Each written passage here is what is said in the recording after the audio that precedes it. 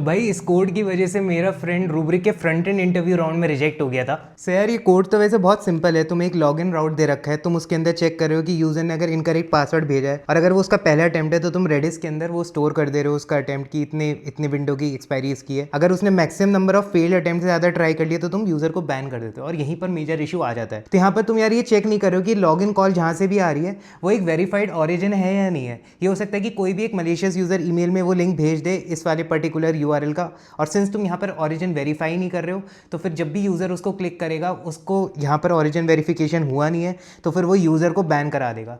तो एक malicious user ऐसे 100 रिक्वेस्ट फायर कर सकता है और यूज़र बिन बात के ही बैन हो जाएगा। तो इसका सिंपल सोल्यूशन यही है कि तुम यहाँ पर ऑरिजिन जो तुम्हारे अलाउड हैं, पहला हो सकता है लोकल होस्ट तुमने अलाउ कर रखा हो और जिस पे ये साइट होस्टेड है वो ऑरिजिन को यहाँ पर ऐड करो, और तब उसके बेसिस पे ही अपडेशन और फेलियर वाले रिक्वेस्ट को चेक करो। अगर ऑरिजिन वेरीफाई नहीं है तो फिर तुम 403 कोड रिटर्न कर दो उस केस में, वरना तुम ये पूरा प्रोसेस ऐसे ही फॉलो करो। So let me know your thoughts in the comments if you have another approach. Bye.